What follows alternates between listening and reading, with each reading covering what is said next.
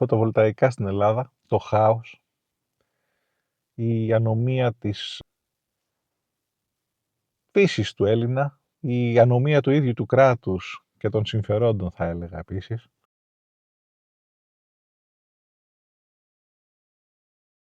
Θα τα συζητήσουμε όλα αυτά, όχι τελείως αναλυτικά, αλλά θα πιάσω τη μεριά που ενδιαφέρει εμένα και πάρα πολύ κόσμο που ζει στο ενίκιο, που θα ήθελε να κάνει κάτι, αλλά δεν μπορεί. Δεν τον αφήνουν. Και γιατί δεν τον αφήνουν? Εδώ είναι η μεγάλη ερώτηση. Και τι διαφορετικό υπάρχει στις βόρειες χώρες, με πολύ λιγότερο ήλιο, με πολύ λιγότερη δυνατότητα να παράξουν τη δικιά τους ενέργεια, και γιατί κάτι τέτοιο δεν ισχύει στην Ελλάδα. Γεια σου, είμαι ο Ανδρέας. Αν σ' αρέσει αυτό το βίντεο ή γενικά να ασχολείσαι με τεχνολογία, ασχολούμαστε με φωτοβολταϊκά, τεχνολογία γενικά θα έλεγα εγώ, κάτσε και αν θέλεις δες και άλλα από το κανάλι, και αν νομίζεις ότι μου αξίζει ένα subscribe, ρίξτε και αυτό το subscribe. YouTuber υποτίθεται ότι είμαστε, πρέπει να το ζητάμε. Λοιπόν, πάμε τώρα στα χρήσιμα. Καταρχάς παρακολούθησα ένα πολύ ενδιαφέρον βίντεο και αυτό ήταν η αφορμή, και πρέπει να δίνετε credit where credit is due, που λένε και στο χωριό μου. Ζω κάπου εδώ σε ένα χωριό στη Μεσσηνία, δεν είναι το χωριό μου βέβαια, αλλά δεν έχει σημασία. Από τον Σταμάτη Μισυρλή και το κανάλι του How to the Real Thing. Είναι το τελευταίο του βίντεο που έχει σχέση με φωτοβολταϊκά, τι επιτρέπει ο νόμος, αναφέρει. Το παρακολούθησα με πολύ ενδιαφέρον, ήξερα τα περισσότερα από αυτά, τα επιβεβαίωσα, αναφέρει όλους τους νόμους, και επειδή ακριβώς αυτό ήταν μια δύσκολη δουλειά, είμαι σίγουρος, για να την κάνει, πρέπει οπωσδήποτε να αναφερθούμε σε αυτόν. Θα βάλω και link στο βίντεο το συγκεκριμένο κάτω στο description αυτού του βίντεο. Δεν θα χρησιμοποιήσω κομμάτια του, αλλά θα χρησιμοποιήσω αυτά που ο ίδιος μετέφερε και θα συζητήσουμε πάνω σε αυτά που μόλις σου ανέφερα. Καταρχάς θα πάρω το υποτμήμα του βίντεο του που αφορά αυτό το βίντεο μάλλον, και που θέλω να συζητήσω τώρα, που αφορά τα φωτοβολταϊκά στην πρίζα. Είναι αυτή η απλή λύση, στην οποία οι Γερμανοί φίλοι μας παίρνουν ένα μικρό φωτοβολταϊκό σύστημα, ρίχνουν κάποια flexible μη πάνελ σε μπαλκόνια, λίγο έτσι στον κήπο, λίγο από εδώ, λίγο από εκεί, εξαρτάται τι σπίτι έχει ο καθένας. Μην φανταστείτε τώρα τρομερά πράγματα, 1-2 κιλοβάτ, μια χαρά είναι, 2, 4, 6 πάνελ το πολύ. Έχουν και κάποια από αυτά, θα σου βάλω και ένα link της EcoFlow από κάτω με κάποια έκπτωση, αν και εφόσον ποτέ το επιλέξεις, θα συζητήσουμε όμως τι επιτρέπεται και τι όχι, έτσι. Αν σε ενδιαφέρει, τα οποία μετά έχουν και κάποιες μπαταρίες. Έχει ένα πολύ ωραίο τέτοιο σύστημα η EcoFlow, πολύ εύκολο στη χρήση του, πολύ εύκολο στην εγκατάσταση, πηγαίνεις και πατάς σχεδόν οπουδήποτε στο σπίτι σου, αρκεί τα ηλεκτρολογικά να μην είναι, μην πω τώρα τι, έτσι, να έχει περάσει 16 στα, πώς το λένε, στις μπρίζες του σπιτιού σου, και να δεις σε ποια κυκλώματα περίπου πέφτουν. Πάρε και μια βοήθεια από ένα ηλεκτρολόγο, μην καείς κιόλας. Άμα δεν ξέρεις τι σου γίνεται, μην τα κάνεις έτσι μόνος σου. Λοιπόν, τα οποία έχουν και μπαταρίες και τα πάνελ, σου δίνουν την ώρα που λειτουργεί αυτό τσάμπα ενέργεια, για όσο τέλος πάντων χρησιμοποιεί το σπίτι σου. Έχει και ένα σύστημα μηδενικής έκχυσης που το βάζεις στον πίνακα, το ίδιο σύστημα, που συνεργάζεται και τα βρίσκει έτσι λίγο μόνο του, όλα wireless, όλα κτλ, πολύ καλά. Τώρα, δεν επιτρέπεται στην Ελλάδα. Και ακόμα χειρότερο θα σου πω τώρα, δεν επιτρέπεται να το βάλεις στην πρίζα. Δεν επιτρέπεται αυτό το πράγμα, παρότι σίγουρα, εάν ας πούμε, επειδή ο μεγάλος κίνδυνος, και σε αυτό το σέβομαι απόλυτα, είναι για τον άνθρωπο που παίζει να έρθει ποτέ στο σπίτι σου να κοιτάξει κάτι στο ρολόι, να υπάρχει κάποιο πρόβλημα του ΔΔΕ, μην πάθει κάτι ο άνθρωπος. Αυτά με το που κόψεις την παροχή, δηλαδή ρίξεις μια ασφάλεια, σταματάνε να παράγουν. Οπότε αυτό το επιχείρημα δεν πολύ στέκει. Τέλος πάντων, πάρα αυτά. Το χειρότερο θα σου πω τώρα.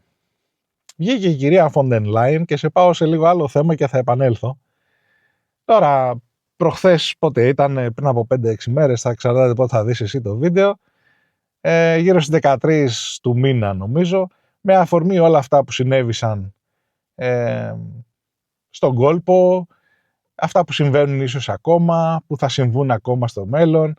Αναφέρει ότι η Ευρώπη πρέπει να γίνει πιο ανεξάρτητη και να στηρίξει τα δίκτυά της και να χρησιμοποιήσει μικρούς πυρηνικούς σταθμούς για το base του δικτύου και πολλές ανανεώσιμες ενέργειες και να δώσουν κίνητρα και. Έχουν δώσει ήδη κάποια κίνητρα. Στην Ελλάδα η μόνη πρακτική εφαρμογή που υπάρχει σε αυτά είναι στις μικρομεσαίες επιχειρήσεις. Δίνουν τη δυνατότητα να χρησιμοποιήσουν κάποιους πόρους για να εγκαταστήσουν για την ίδια την εταιρεία τους κάποια πράγματα. Όμως ξεχάσανε ότι τόσα χρόνια που αυτοί οι άνθρωποι όλοι πληρώνουν τον κάθε ένα πάροχο, έχουν ψιλοφαλιρίσει, έχουν περάσει και από κάποια κρίση που λεγόταν COVID. Δεν ξέρω πόσα διαθέσιμα τέτοια κεφάλαια υπάρχουν στην αγορά. Συν τις άλλες, είμαι σίγουρος ότι οι τράπεζες δεν τους δίνουν το δάνειο για να πάνε να συμπληρώσουν το δικό τους μερτικό, να πάρουν το επιδοτούμενο, να το εγκαταστήσουν στο κτίριο. Άσε που αν είναι στο νίκη και αυτοί και δεν είναι ιδιόκτητο το κτίριο, δεν μπορούν να το κάνουν. Άρα ουσιαστικά βγάλανε ένα πρόγραμμα, σου λένε μετά γιατί δεν απορροφούνται οι πόροι. Θα σου πω λοιπόν πώς μπορούν να απορροφηθούν οι πόροι πάρα πολύ εύκολα αύριο κιόλας. Αλλάζει ο νόμος, ο οποίος δεν έχει κανένα νόημα, ο συγκεκριμένος, ο οποίος αναφέρει ότι δεν επιτρέπονται αυτά τα συγκεκριμένα συστήματα λόγω ασφάλειας. Ας εξετάσουν την ασφάλεια. Κάποια από αυτά έχουν πάρει και μάλιστα και πιστοποίηση, σε πληροφορώ, από τις αντίστοιχες του ΕΛΟΤ. Οπότε για ποιο λόγο να μην μπορούν να συνδεθούν, εντάξει, να αναγνωριστούν και χωρίς καμία δήλωση. Δεν πιστεύω ότι χρειάζεται κάποια δήλωση σε αυτό. Έτσι, τη στιγμή που παράγει ένα 2 κιλοβάτ προς Θεού, λοιπόν, να πάνε να το συνδέσουν στην πρίζα.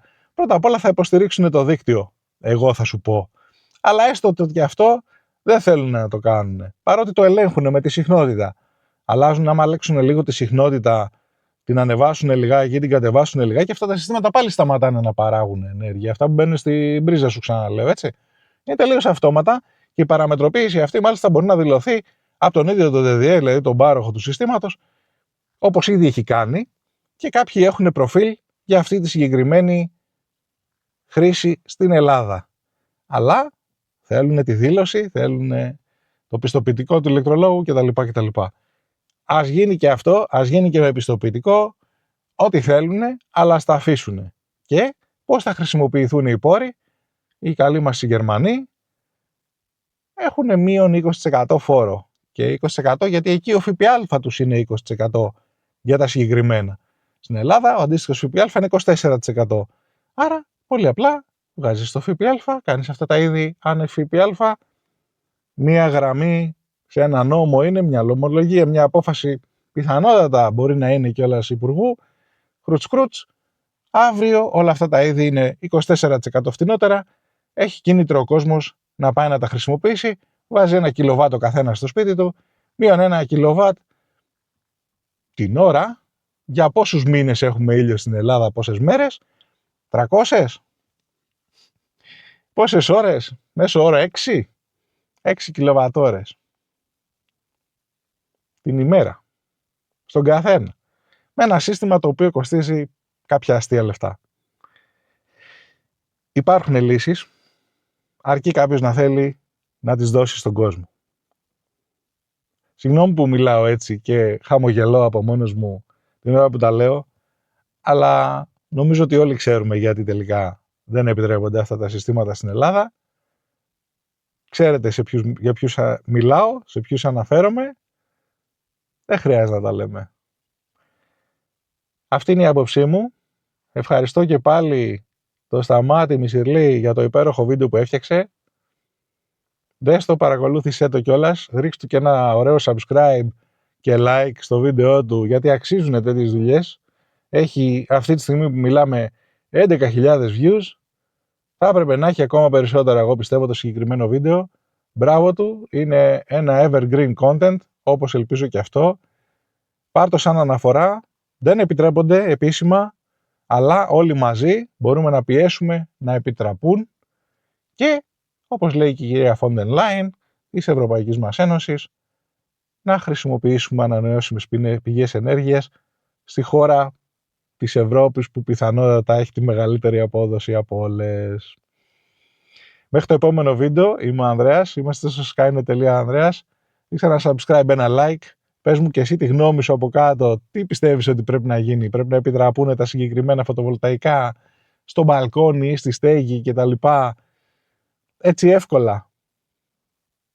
Πες μου την άποψή σου. Περιμένω εδώ από κάτω. Τα λέμε στο επόμενο.